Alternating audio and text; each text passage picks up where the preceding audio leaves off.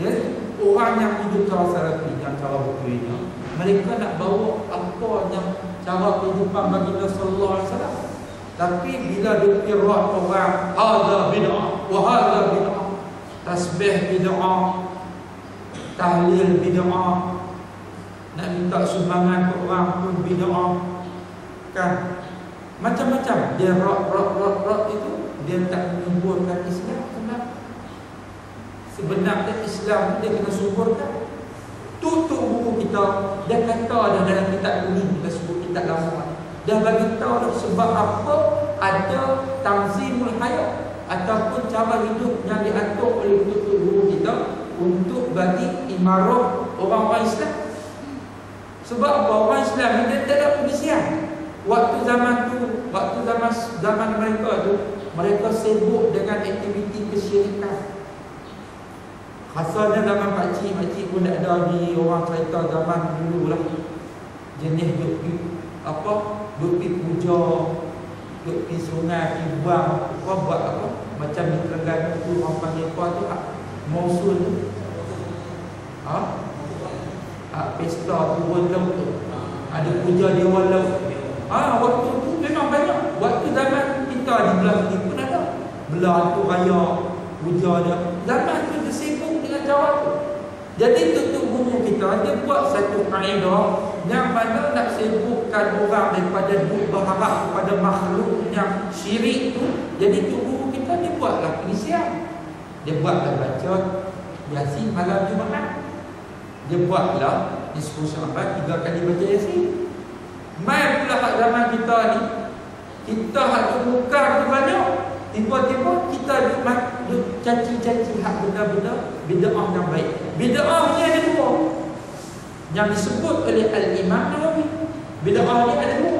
Bid'ah yang dalalah yang dimaksudkan benda yang diada-adakan tak berpandukan pada Quran. Contoh buat apa? Benda bid'ah dalal. Bid'ah dalal contoh buat disco kat taman kita. Contoh itu sesat. Tapi kalau bid'ah yang baik, hasanah, makna kata kita buat majlis ilmu, buat tahlil, buat malam Jumaat baca Yasin. Silakan. Jangan kita dikata kurang lebih kurang. Sebab apa?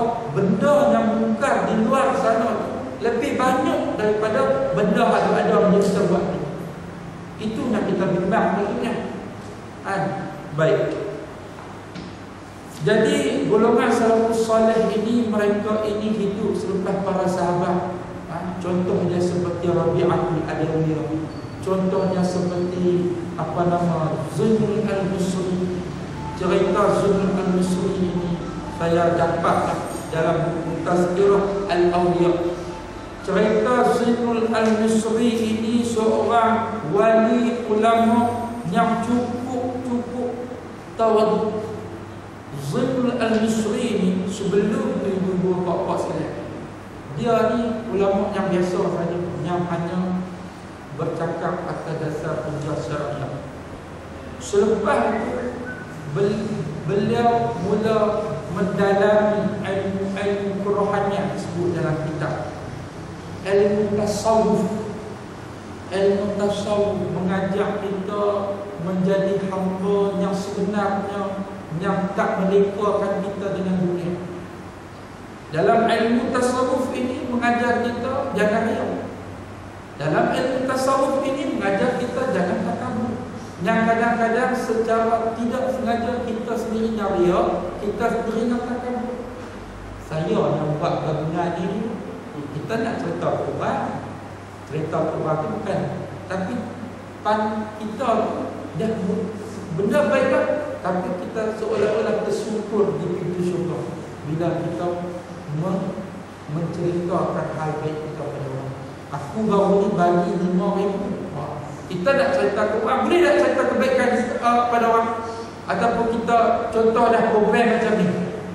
Program yang macam ni kita buat, kita nak cerita kebaikan program ni dalam YouTube, dalam Facebook. Kita buat program ni boleh tak pakcik-pakcik?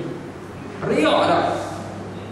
Kalau dalam kitab, dalam tafsir surah Al-Fatihah, Alhamdulillah, Kita puji hanya Allah. Tapi kita nak puji orang buat program baik ni boleh lah. Nak siapkan, nak aibahkan, boleh. Dengan niat kita nak wawarkan benda kebaikan dan nak menjadi contoh pada orang lain. Itu boleh. Tapi kalau niat kita berpaling daripada Allah Ta'ala saja, kita nak cerita main pada diri kita ni, aku yang hebat, aku yang boleh buat, aku saja yang mampu buat. Kalau aku tak main, aku tak boleh buat apa, hanya aku yang tengok. Ibu bapa sekalian. Tapi nak cerita program kita, Abang Syul kita masuk dalam Facebook. Kuliah hari ni, kuliah ni apa nama? Taman Widuri kan? Silakan dia tunjuk gambar program-program kita. Alhamdulillah, war hebohkan untuk orang tahu. Mudah-mudahan orang yang tahu tu boleh iman. Tak apa. Kita kena faham. Tadi aku nak tunjuk riak kan? Zainul Al-Misri ini seorang ulama yang hebatnya pada ketika mana dia jadi hidupnya berubah itu bila dia bertemu, panjang ceritanya, secara ringkasnya dia bertemu seorang wali Allah. Yang dia wali ini berada di atas bukit, tak sebut bukit. Dalam bukit itu dia bertemu, dia tengok ada kaki terbelah, kaki yang terpotong sebelah, busuk dah kaki dia. Jadi dia nampak seorang lelaki. Jadi bertanyalah Zainul Al-Misri pada dia, pasal apa kaki hang ni macam ni? Jadi tak baik ni potong kaki. Orang kata kalau kecil manis pelik lah kan, orang tadi kecil manis buruk kan, ni saja potong kaki dia. Jadi wali ni kata apa, aku ni di tengah uzlah di bukit, tiba-tiba aku terdengar hentokkan kaki orang perempuan datang kepada aku. Bila aku terdengar, aku tengah bertakarub dengan Allah ni selama berpuluh tahun. Kan, berpuluh tahun. Tiba-tiba aku lihat gadis itu, maka jatuh hatiku rasa nafsu bercinta kepada wali itu. Jadi wali itu cerita dekat Zainul Al-Misri. Lepas aku pergi ke situ, ke wanita gadis itu, aku terdengar suara sedang mengherdik, mencela, sia-sia amalan kamu wahai si fulan. Kalau kamu dah beramal selama 30 tahun tetapi terlintas nafsu kepada dunia. Sebab dia bangun tu kaki dia menggerakkan, dia bangun tu sebab kaki dia tu, dia ambil arah, dia kerat kaki dia. Ya Allah, ibu-ibu bapa sekalian, bolehkah kita macam tu? Zaman kita ni gilek kepala. Tapi ada wali dalam kitab Syekh Fariduddin Akbar di Tazkirah Awliya, cerita pasal kehidupan wali-wali ini. Mereka sanggup sampai sebab apa? Mereka tak mau, sebab kaki mereka kata terleka dengan Allah, mereka potong kaki. Mereka dah hidup dalam satu tahap yang mana tahap terhijab pada ini. Cerita wali ni kat Malaysia ni, kat Kedah ni pun ada. Kalau tuan-tuan nak pergi, kalau Ustaz Zainal Al-Misri tadi dia cerita Pak Sunni Pulau Nerang. Kalau ada pipi lah ziarah Pak Sunni, tak ada nak pergi, dia pantun dulu kat kita. Dia hidup muslah di atas, sampai orang kata kat dia macam-macam, tapi dia hanya dia dengan Allah. Jadi ibu bapa sekalian, Zainul Al-Misri berkata tentang al-ikhlas tadi ni, kita baca sikit. Qala Zainul Al-Misri, salasun min alamatil ikhlasi istawa'ul madhi wal dhammi min al-ammati wa nisyanu ru'yatil a'mali fil a'mali wa nisyanu iqtida'i thawabil 'amali fil akhirah. Zainul Al-Misri berkata ada 3 tanda ikhlas seseorang itu adalah: yang pertama, merasa sama, tidak gembira atau tidak terhina di antara pujian dan celaan. Orang yang puji yang maksud kita, baguslah buat kelas macam ni kan, dia tak rasa apa dah, biasa. kita semua orang main puji tu memang patut kita puji. Kena macam tu, habis amalan ikhlas. Sama ada dia dihina pun dia tetap teruskan kerja dakwah dia. Dia dipuji pun dia tetap buat macam biasa. Zunul al-Muslim kata orang ni layak dapat ikhlas. Kita kalau kurang puji baru puluh makna hang ni bagus lah, aku sokong hang apa sepuluh. Bila orang kata sikit nak tak jawatan, tak boleh dapat ikhlas. Yang keduanya, lupa daripada memandang segala amalan ketika beramal. Buat kerja sampai terlupa amalan. Dia tak fikir lah. Dia rasa buat kerja ni sebagai tanggungjawab dia yang diamanahkan oleh Allah. Dia buat je. Orang kata, orang tak kata, dia tak pandang duit dia. Alhamdulillah, sejak aku buat ni surau ni, sejak aku pegang ni, dia orang bagus lah. Dewan ni sejak aku pegang, dia orang ceria ni, kipas dia pusing, lampu dia ada. Dulu main masa saya nasi buruk lagi lah. Jadi dia pandang pada amalan dia tak boleh, tak dapat ikhlas dia. Yang kedua tadi, lupa daripada memandang segala amalan dia yang buat tu. Dia buat. Dan yang ketiga dan terakhirnya, lupa keperluan pahala amalan di akhirat. Sampai tahap dia lupa pahala yang Allah Ta'ala nak bagi dia. Dia tahu pahala Allah Ta'ala bagi, tapi dia buat kerja, dia buat kerja sampai mati dia buat. Terakhirnya itu bapak-bapak sekalian, InsyaAllah kita akan turunkan kitab ini lepas. Dalam kitab ini saya teringat cerita orang dengan amalan yang ikhlas. Kita maaf nak bagi contoh. Ada seorang ulama yang hebat dalam menerapkan Islam. Allah yarham.